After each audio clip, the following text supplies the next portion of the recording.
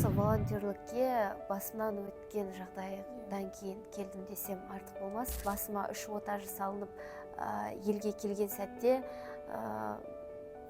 қыз балаға қиын ғой айнаға қарау. 12 тісің жоқ, жартылай тақырбасың деген сияқты. Алғаш рет осы тақырып аясында алғашқы менің интервьюім. Кешірім өтінем, көзбен көрген сәтте өте қиын. Бір үзім нанға таласып алып жатты. 100 тонна 9 күнде бітіп қалды. Осы тарапта Қазақстан халқына өз атымнан алғысымды білдіргім келеді. Халық біздің бүгінгі кейіпкерді қанатымен су сепкен қарлығаш деп сипаттайды. Ал біз өз кезегімізде бәйшешек қыз деп бағалар едік. Өйткені ол тағдырдың қатал қысына мойымай, қатты жер тоңын жарып шыққан бәйшешектей өмірінің күрделі кезеңін артта қалдырды. Бүгінгі біздің кейіпкеріміз кәсіпкер, ерікті. Біз біргеміз Қазақстан қайырымдылық қоры және жалпы ұлттық волонтерлар қозғалысының төрайымы Перизат Қайрат ханым, қош келдіңіз. Рахмет шақырғандарыңызға. Перизат ханым, біздің бүгінгі әңгіменің ауаны қайырымдылыққа байланысты болып отыр. Қазақ халқы қайраны жоқ көлденбес, қайырымы жоқ елденбес деп жатады. Жалпы біз жаңа сіздің қайырымдылық сипаттарыңызды бейнеледік, ал сіздің пайымыңызда қайырымды адамның бейнесі қандай? Жалпы адам болғасын жерде табиғатқа болсын, адамның баласына болсын, мейірімін төгіп, рақымшыл болу керек деп есептеймін. Және де жалпы біздің қазақ халқы өте қайырымды, жомарт халық қой. Қашанда жетімді жылатпаған, маңдайынан сипап, ал соңғы жылдары жалпы әлемде болып жатқан жағдайларға байланысты қазақ халқы өзінің қаншалықты жомарт және де көрші елдердің балапандарын бауырына басып жатқан бірнеше қазақ отбасында көріп жүрміз. Сондықтан қайырымдылық деген сөздің өзі қазақ халқының жанында әдемі ұштасып тұр деп ойлаймын. Жалпы қайырымдылық жасау бұл адам жанындағы алпауыт әлем. Осындай бір алпауыт әлемде қазіргі таңда нәзік жандылар, әйелдер төбе көрсете бастады. Меценаттық мейірімдігін, кәсіпкерлік қол ұшын созып жатыр. Жалпы осы бағытта сізде біршама қызмет атқарып жүрсіз. Жаңағы айтып өткен жалпы ұлттық қоғамдық қозғалыстың төрайымысыз. Осы ұйымның бағыты, ұстанымы туралы тарқата айтсаңыз. Біз біргеміз қайырымдылық қоры жалпы осы әлемді біріктірген ковид бастау алған сәттен бастап республика бойынша көмек көрсетіп жұмыс жасап келеді. Ал негізгі заңнама түрдегі құжатқа қарайтын болсақ, қордың негізгі ұстанымы, мақсаты ерекше балаларға арналған көмек. Соның ішінде ерекше балалардың миы зақымданбай талантты жастар бар ғой. Соларға ерекше білім беру, халықаралық конкурстарда қолдау көрсету, сонымен қатар осы халықаралық деңгейде волонтерлік қызмет атқарып келеді. Біраз жұмыс жоспарларды өткердік. Сонымен қатар Абай атамыз адамзаттың бәрін сүй бауырым деп парасаттың биігін нұсқаған еді. Сіздер дәл осы биіктен көрініп жүрген бірден бір ұйым деп айта алар едім. Өйткені сіздер қайырымдылықтың шекараға бөлінбейтінін көрсетіп жүрген бірегей ұйым. Сөзіміздің мысалы ретінде Түркиядағы жер сілкінісі кезінде атқарған қызметтеріңізді, сонымен қатар қазіргі әлемдік жағдайға байланысты Газа секторындағы халыққа гуманитарлық көмек жеткізіп жатқан Қазақстанның атынан бірден бір жалғыз ұйым өздеріңіз. Осы қызметті ұйымдастыру барысы қалай болды? Былтыр жер сілкінісі жағдай алған сәтте Түркия еліне алғашқы болып 70 тонна азық-түлік қораптарын жеткізген біз біргеміз қоры болатын. Сонымен қатар сол Түркия елінде білім алып жатқан қазақстандық студенттер арасынан 98 волонтерларды біріктіріп, әр қаладан Kahramanmaraş қаласында 2 апта бойы ешқандай үзіліссіз қызмет еттік. Ал биыл білесіздер, Палестина елінде соғысқа байланысты көптеген қорлар артқа шегінуге тура келді. Білесіз, енді саяси әлемде бірнеше сұрақтар бар деген сияқты. Өйткені соғыс қарсаңында көмек көрсету өте қиын екен. Мысалы, былтыр табиғат апаты болғандықтан тікелей құжат жөнінде де тікелей барып ешқандай кедергісіз жұмыстар, қайырымдылық көмек атқарылды. Ал қазіргі таңда Палестинаның көрші елі Біріккен Араб Әмірлігінің қайырымдылық үлкен Эмирейтс фондарымен бізде арнайы меморандумға қол қойылған, және де екі жақтың елшілігімен ақылдаса отыра, ақпарат алмаса отыра, біздер гуманитарлық көмек коридор жоқ қой, Қазақстан елінен Палестинаға біріншіден, екіншіден жаңағы грузовой бортты тапсырыс беретін болсаң, оның өзі қомақты қаражат. Сондықтан Қазақстан халқының жинап берген қаражатына Біріккен Араб Әмірлігінің қалаларынан азық-түлік, медициналық дәрі-дәрмектерді сатып алып, солардың әкімшілігінің, яғни Біріккен Араб елінің қолдаумен логистика жағынан үлкен көмек болды. Өте өз бағасынан төмен бағада азық-түлік сатып алынды біріншіден. Екіншіден, Біріккен Араб Әмірлік тарапынан 5000 волонтерлар жұмылдырылды.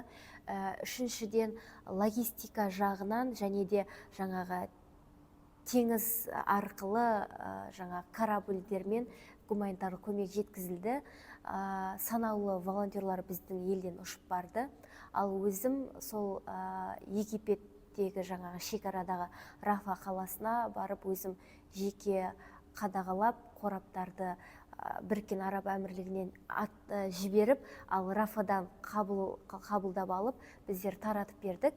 Асаруме қорына Қазақстан халқы 291 миллион теңге жинап берген болатын. Оның 200 миллион қаражаты біздерге аманат ретінде тапсырылды. Асаруме қорынан біз біргем сол 200 миллион теңгеге 100 мың балапанның қысқы киіміне толықтай курткаларды сатып алып тапсырыс бердік. Сонымен қатар белгілі Мисанов деген блогер өз аудиториясымен және белгілі актер, қайырымдылық істерге атсалып жүрген Нұртас Адамбай өзінің оқырмандарымен бірге 100 миллион теңгенің үстінде қомақты қаражат жинап берді. Оған азық-түлік қораптары жеткізілді. Енді сол жақтың тарапымен, өтінішімен, яғни тағы да екінші сбор қаражат жинау болады ма деген өтініш келіп жатыр. Осы өйткені Рамазан айы тарапында үлкен сауапты іс жасасақ деген. Оны қазіргі таңда шынын айта кетейін, қарастырылып жатыр. Өйткені тағы да атап өткім келеді, соғыс болып жатқандықтан бірнеше саяси сұрақтар бар. Оның бәрін екі жақты шешіммен, келісіммен атқару керек. Үшіншіден, жаңағы жіберілген қораптардың өзінде тек Палестинаның флагын және де Асаруменің логотиптерін қойдық. Өйткені Қазақстанның туын көрсету, Қазақстан халқының деп жазудың өзі керек емес деп біздерге түсіндіріп айтқан. Иә. Ол жалпы бұны ашып осылай түсіндіру үшін айтқым келіп отыр. Өйткені алғаш рет осы тақырып аясында алғашқы менің интервьюім. Бұған дейін бәріне отказ берген болатынмын. Кешірім өтінемін. Журналистер қауымы дұрыс түсінеді деп ойлаймын. Өйткені бізде де бірнеше тексеріс болды. Енді сыртқы істер министрі тарапынан жаңағы білесіздер, бұл жерде екі емес, үш ел ғой. Палестина, Біріккен Араб Әмірлігі, Қазақстан ел. Сондықтан бәрінің орташа ойлана келе айтқандары Қазақстан елінен емес, Қазақстан халқынан деп айтсаңыздар, өте тиімді, ешкімде ешқандай сұрақ болмайды деп. Қазіргі осындай меморандум келісім шарт аясында қызмет етіп жатырмыз. Тәжірибеңізден айта кетіңізші, бейбіт тұрғындарға көмектесуден гөрі сондай соғыс болып жатқан халыққа көмектесу моральдық жағынан, рухани жағынан қаншалықты қиын? Мысалы өз елімізде осындай азық-түлік қорабына әлеуметтік жағдайы төмен мұқтаж отбасыларға кез келген көршісі болсын адам, сізде мысалы өзіңіз қалтаңызда қандай қаражат бар, бөле аласыз, соған қомақты өзіңіз азық-түлік сатып алып, немесе дәрі-дәрмегін, балапандарына киім, немесе өзіңіздің өсіп кеткен, есейіп кеткен балапандардың киімін тазалап жуып, үтіктеп, кішкентай балапандарға апарып берсеңіз болады. Оның өзі үлкен, ешқандай кедергі жоқ. Ол ең бастысы сол отбасымен тілдесіп, ақпарат алмасып, апарып қай уақыт болмасын көмектесе аласыз. Мысалы көшеге шығып, қарттар үйіне барып, соларға көңіл бөліп, бірге шай ішіп, кино көргеніңіздің өзі қайырымдылық көмек.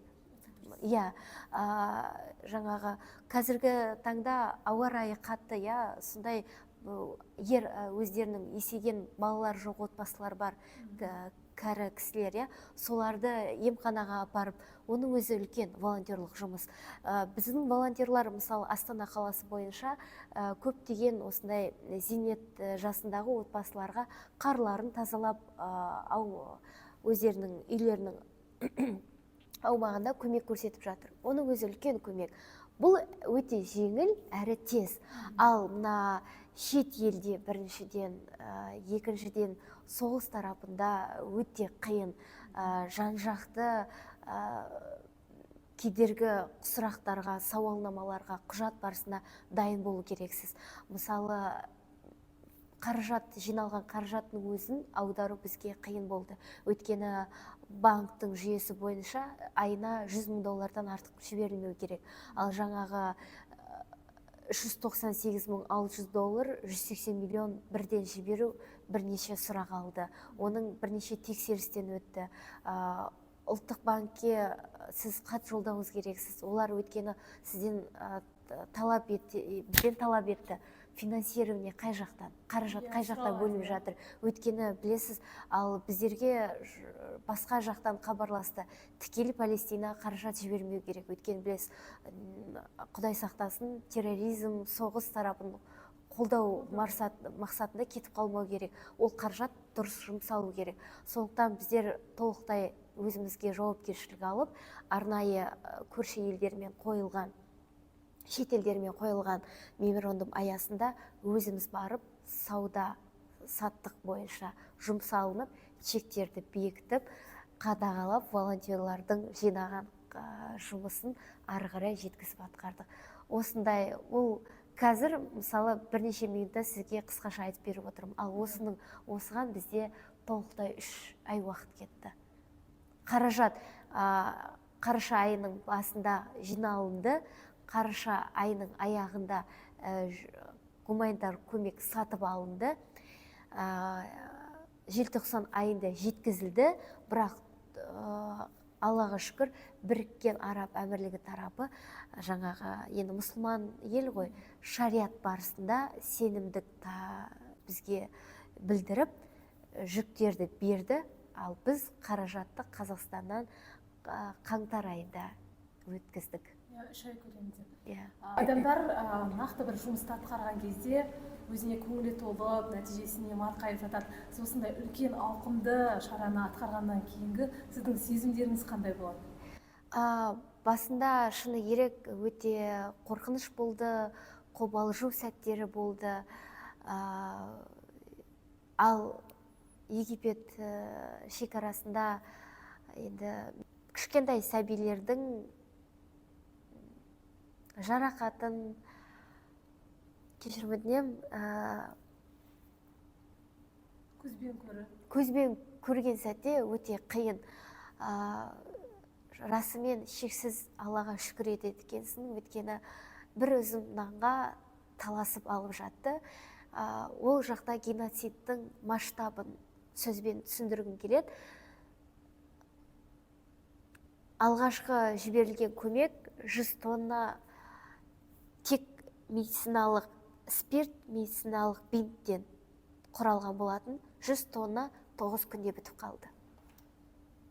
Сондағы жағдайдың қаншалықты күрделі екендігін масштабын сөзбен жеткізгім келеді. Біріншіден, екіншіден қаншама сәби сол жерде ата-анасыз қалды, шырылдап жатыр, оған қарайтын ешкім жоқ. Және де атап өткім келеді,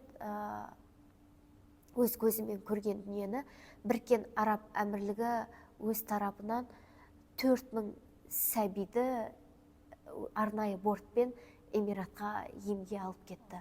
Операцияға неге, өз көзімізбен көрдік.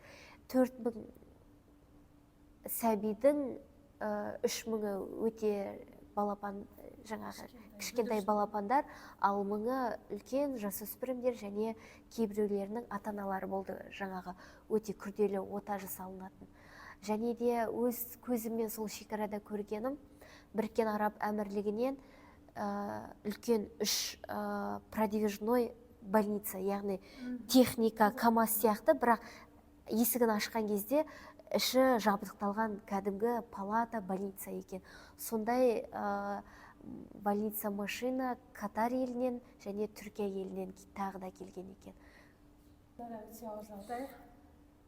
Дегенмен де сондай бір сезімдеріңізді қайтадан басыңыздан өткеріп, бізбен бөліскеніңізге алғыс білдіреміз. Ал шынайы келген кезде біздің қазақ халқы да енді үлкен жұрт, көпшілік болғаннан кейін бес саусақ бірдей болмайды. Осындай көмекке мұқтаж жандар біздің елімізден де табылады. Сіздің әлеуметтік желідегі бір жазбаңыздан байқадым. Жетісайлық Аружан деген қызға науқастанып жатқанда дәрі-дәрмекті, қажетті дәрі-дәрмекті жеткізу процесін сонда тебіреністі жаңағы суреттегенсіз. Менің өзім сырттай оқып отырып толқып кеттім, шынымды айтсам. Жалпы осы Қазақстан жерінің өзінен сіздерден көмек сұрап хабарласатындар көп пе, және сондай тағдырдың түйткілді тұстарында сіздермен байланысудың жолы қандай? Жалпы осы әлеуметтік желі арқылы, арнайы хат арқылы келіп жатады. Қазіргі таңда біз біргеміз қорының балансында Қазақстан бойынша 3198 ерекше балапан, оның бәрін қаржылай көмек беру әзірге қолымыздан келмейді. Ондай қаржылай, өйткені бізде спонсорлық жоқ. Өйткені біздер мемлекет тарапынан ешқандай грант бірде-бір алған емеспіз, грантқа тапсырыс берген де емеспіз. Осы өзіміздің айналамыздағы кәсіпкер достарымыз, серіктестеріміз, және де соңғы 3 жыл бойынша Қазақстандағы Біріккен Араб Әмірлігінің елшілігінен көмек алып отырмыз. Біріккен Араб Әмірлігіндегі бірнеше қайырымдылық ұйымдардан да ерекше балаларға көмек көрсету, сонымен жаңағы атап өткім келеді, елшіліктен қандай көмек? Жыл сайын Құрбан айт кезінде, ораза кезінде 6000 отбасыға азық-түлік қорабы беріліп отыр. Соны біздің волонтерлар Құрбан айт кезінде, Рамазан айы кезінде алыста қалған аудан ауылдарға таратып отыр. Бұл мысалдың өзі қайырымдылықта шекара жоқ екендігін тағы аңғартатындай. Қазір бізді көріп отырған көрермен осындай бір қайырымды іске атсалысқысы келетін ниет пайда болуы мүмкін. Жалпы сіздердің қорларыңыздың тарапынан сол ұйым аясында қызмет ету, волонтер болудың қандай да бір шарттары бар ма? Ешқандай шарт жоқ, өйткені волонтерлердің түсінігі ол ерікті ғой. Кез келген жаста уақытында ерікті бола алады, ал қаржылай көмек көрсетеміз десе, кәдімгі мына Каспий приложениесінде қайырымдық благотворительность платежиға өтіп, екінші рет бойынша екінші болып тұрмыз, біз біргемізге көмек бере алады. Өйткені соңғы күндері көп қоңырау шалып жатыр. Газаға атқарылған есеп видеоны көргеннен кейін тағы да көмектесе аламыз ба деп. Мен айтамын, күтіңіздер, қазір келісім қағаздары толық біткеннен кейін арнайы тағы да әрине болады.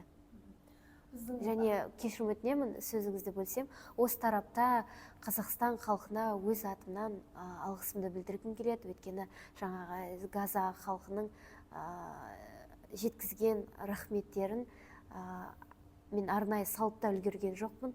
Өз атымнан алғыстарын жеткізгім келеді. Алла разы болсын баршаңызға, садақаларыңызға, берген көмектеріңізге.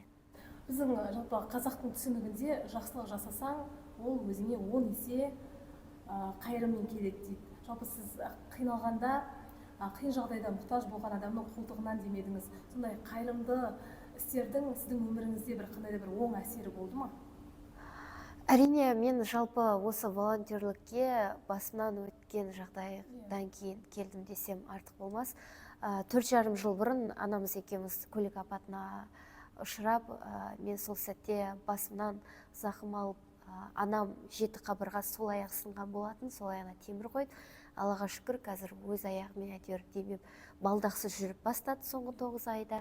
Ал мен көріп тұрғандарыңыздай, Аллаға шүкір, сап-саумын, бірақ сол сәтте бір ай көлемінде комада, жарты жыл көлемінде Корея елінің емханасында басыма 3 ота жасалынып, елге келген сәтте қыз балаға қиын ғой айнаға қарау, 12 тісің жоқ, жартылай тақыр бастың деген сияқты. Сондай сәттерде ковид уақыты басталды. Сол өзімнің достарыммен бірге волонтерлыққа алға шығып көрген болатынмын. Кейбір отбасылардың 15-20 квадратурада 12 адамның тікелей жатып өмір сүріп жатқанын, кейбір отбасылардың құр бір үзім нанға жәрдем болып отқанын көріп, Аллаға шүкір берген алған білімім бар, серіктестерім бар. Қалайда мен өз кәсібімді ары қарай Аллаға шүкір айналдырып алып кете алдым. Осындай қиындықтан өткеннен кейін білесің, қаншама елде отбасылар өмір сүріп жатыр. Қолынан келгенше өзіме осындай уәде беріп алған болатын. Шыны керек, енді камераға айту керек па, орынсыз ба, орын қаншалықты. Мен Аллаға сол сәтте өзім уәде бергенмін. Аллаға шүкір, аяғыма тұрып кетсем, мен осы волонтерлықты тастамаймын деп. Сондықтан бұл менің бірінші өзіме қойған талабым, жауапкершілігім. Екіншіден, қолынан іс келетін көргендіктен халық маған аманат артып отыр. Сондықтан неге қолдан келсе осы жүзеге асырмасқа еді.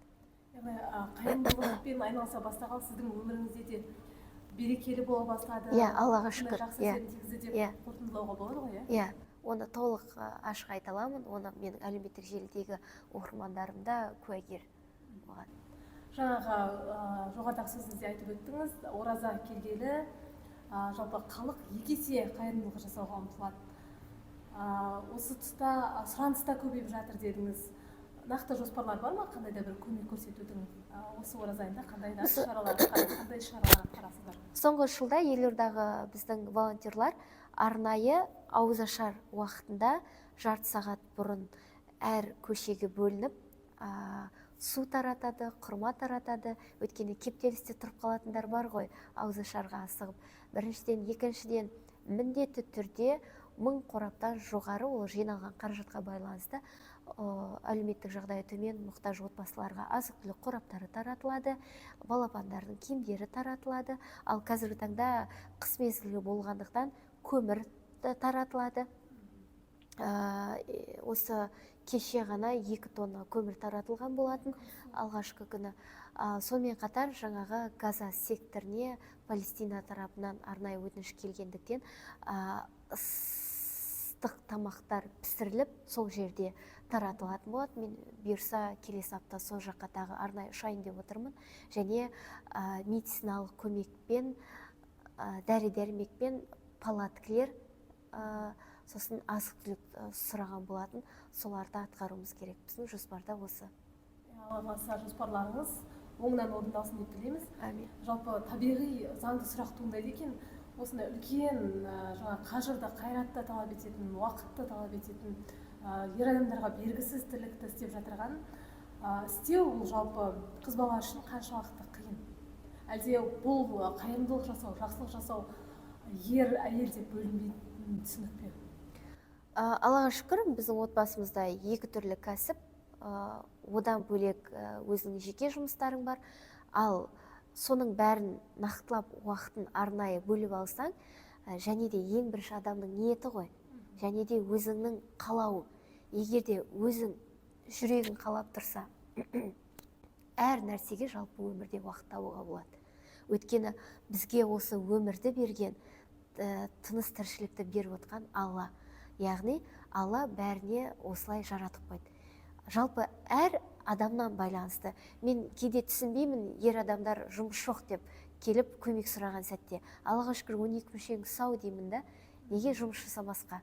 Мен ковидтің кезінде өзім жаңағы авариядан кейін 12 тіссіз тақырбас болып жатсам да, алланың берген таланты ұзату, құттықтау, арнайы өзім өлең шығарып, соларға 5000 теңгеден сатып табыс тапқанмын.